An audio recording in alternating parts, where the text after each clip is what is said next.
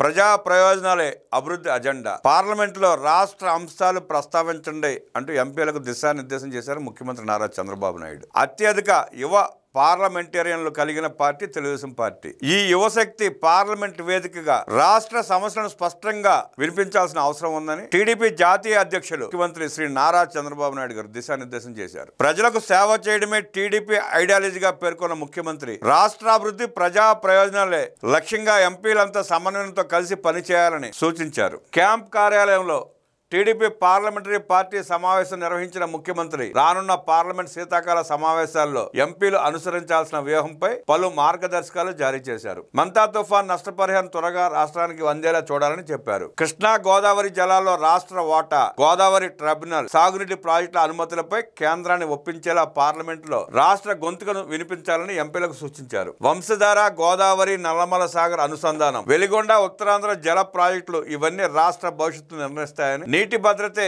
మన ప్రభుత్వ ప్రధాన లక్ష్యమని సీఎం వివరించారు. పోలవరం ప్రాజెక్టును 2027 జూన్లో జాతికి అంకితం చేసేందుకు కేంద్ర సహకారాన్ని కోరాలన్నారు. పత్తి, మొక్కజొన్న, అరటి ధరల పతనం, సిసిఐ నియమాల కారణంగా వచ్చిన సమస్యలను కేంద్రానికి వివరించి రైతులకు ఉపశమనం కల్పించేలా చూడాలని ఎంపీలకు సీఎం స్పష్టం చేశారు. రాష్ట్రంలో వ్యవసాయాన్ని లాభసాటి చేసేందుకు పంటల మార్పిడికి ప్రణాళికలు రూపొందిస్తున్నామని, అలాగే హార్టికల్చర్, ఫుడ్ ప్రాసెసింగ్ రంగాల్లో పెట్టుబడులు ఆకట్టుకునేలా ప్రయత్నిస్తున్నట్టు చెప్పారు. సమావేశంలో ముఖ్యమంత్రి మాట్లాడుతూ రాష్ట్రంలో green energy, green hydrogen, data సెంటర్లకు అవసరమైన శక్తి వసతులపై కేంద్ర సహాయం సాధించాలి. ప్రతి నియోజకవర్గంలో ఎంఎస్ఎంఈ పార్కులు, 4G, 5G connectivity, quantum valley, innovation eco system కు మద్దతు సాధించేలా ఎంపీలు కృషి చేయాలి.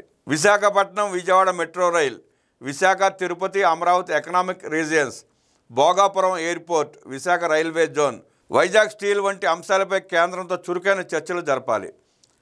పీపీపీ మోడల్లో తీసుకొస్తున్న మెడికల్ కాలేజీలు పూర్తిగా ప్రభుత్వ ఆస్తులేనని, 70% సేవలు ఉచితమని ప్రజలకు స్పష్టంగా తెలియచేయాలి. ప్రతి పాఠశాలలో అటల్ టింకరింగ్ ల్యాబ్, విద్యార్థుల ఆవిష్కరణను ప్రోత్సహించే కార్యక్రమాలపై ఎంపీల సహకారం అవసరమని సీఎం చంద్రబాబు స్పష్టం చేశారు. పార్లమెంట్లో చురుగ్గా ఉండటంతో పాటు తమ నియోజకవర్గాల్లో పేదల కోసం జరుగుతున్న పేదల సేవలో వంటి కార్యక్రమాలకు తప్పనిసరిగా హాజరు కావాలని ఎంపీలకు ముఖ్యమంత్రి స్పష్టం చేశారు. టీడీపీలో ఉన్న యువ పార్లమెంటేరియన్లు ప్రజలకు నమ్మకం కలిగించాలని సూచించారు. ప్రజాసేవే మనం అనుసరించాల్సిన మార్గమని దిశానిర్దేశం చేశారు.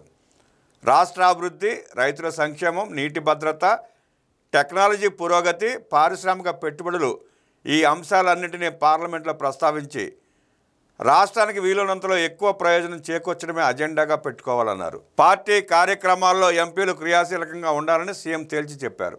ప్రజల సంక్షేమం కోసం, రాష్ట్ర అభివృద్ధి కోసం ప్రభుత్వం చేస్తున్న కార్యక్రమాలను ఎప్పటికప్పుడు చెప్పుకోవాలని సూచించారు. అందరికీ అందుబాటులో ఉండాలని సూచించారు. పార్లమెంట్ చర్చలో భాగస్వాములు కావాలన్నారు. మరి కొంతకాలం ఇబ్బందులు తప్పవని, అయితే రాష్ట్రాన్ని అభివృద్ధి దిశగా నడుపుతామని స్పష్టం చేశారు. లాజిస్టిక్స్ కార్పొరేషన్ ద్వారా రవాణా రంగంలో విప్లవాత్మక మార్పులు తీసుకురానున్నామని వివరించారు. అటు పరిశ్రమలకు వినూత్నంగా ఎస్క్రో ఖాతా ద్వారా ప్రోత్సాహకాలను రియల్ టైంలో వేసేలా నిర్ణయం తీసుకున్నామని అన్నారు. స్పీడ్ ఆఫ్ డూయింగ్ బిజినెస్కు మరో మెట్టుగా ఎస్క్రో అకౌంట్ నిలుస్తుందన్నారు. టీడీపీ జాతీయ ప్రధాన కార్యదర్శి రాష్ట్ర మంత్రి నారా లోకేష్ మాట్లాడుతూ, గత పాలకులు మెడికల్ కాలేజీలో కన్వీనర్ కోటాలో కేవలం 42% సీట్లు మాత్రమే విద్యార్థులకు ఇస్తామని అన్నారు. అయితే కూటమి ప్రభుత్వం కనీసం 50% సీట్లు కేటాయిస్తున్నట్టు చెప్పారు. ప్రజలకు ఉచితంగా మెరుగైన వైద్యం అందించడమే తమ లక్ష్యంగా వివరించారు. పార్లమెంట్లో అడిగే ప్రశ్నలు ప్రజాహితంగా రాష్ట్రానికి ప్రయోజనం కలిగించేలా ఉండాలన్నారు. సమావేశంలో కేంద్ర మంత్రులు రామ్మోహన్ నాయుడు, పెమ్మసాని చంద్రశేఖర్, లోక్సభ, రాజ్యసభ ఎంపీలు పాల్గొన్నారు. పీపీపీ మెడికల్ కాలేజీల మీద విషప్రచారం చేస్తున్న జగన్మోహన్ రెడ్డి, నువ్వు జారీ చేసిన జీవోలో విద్యార్థులకు 42% సీట్లు మాత్రమే ఇస్తానని చెప్పి పేర్కొన్న మాట నిజమా కాదా సమాధానం చెప్పాలి. నువ్వు దాన్ని మరుగున పెట్టి దాచి అబద్ధాలు ప్రచారం చేసి ప్రభుత్వ పరం చేస్తోందని నువ్వు చెప్పటం దుర్మార్గం అవునా కాదా సమాధానం చెప్పాలి. ఇవాళ కూటమి ప్రభుత్వం వచ్చిన తర్వాత పీపీపీ విధానంలో 70% అన్నీ ఉచితంగా చేస్తామని హామీ ఇచ్చిన మాట నిజమా కాదా నువ్వు చెప్పాలి. నువ్వు తీసుకొచ్చిన 42% విధానాన్ని మార్చి విద్యార్థులకు 50% సీట్లు ఇస్తున్న కూటమి ప్రభుత్వం గురించి నువ్వు నిజం చెప్పగలవా అని నిన్ను ప్రశ్నిస్తున్నావు, నిలదీస్తున్నావు జగన్ రెడ్డి.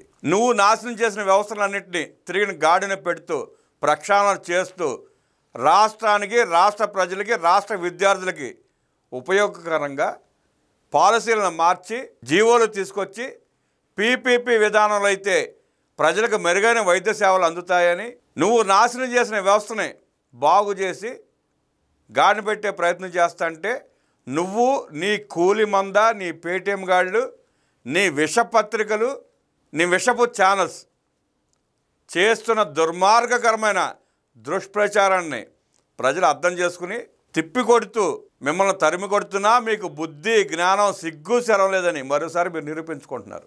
మొండి గోడలు, నేలని దాటని కట్టడాల ముందు నుంచుని గ్రీన్ మ్యాట్లు వేసి జనాన్ని పోగు చేసి చూపించుకొని పిఆర్తో పబ్లిక్ స్టంట్లు చేస్తూ నువ్వు మాట్లాడే మెడికల్ కాలేజీల వ్యవహారం రాష్ట్రానికి అంతా తెలుసు. జగన్ రెడ్డి నవ్వి పోదురుగాక నాకేటి సిగ్గు అన్న చందాన నువ్వు చేస్తున్న వికృత రాజకీయ క్రీడ ఆపకపోతే నీ పార్టీ మనుగడకి, నీ రాజకీయ ప్రస్థానానికి కూడా చర్మగీతం పాడే అవకాశం నువ్వే ఇస్తున్నావు ప్రజలకి.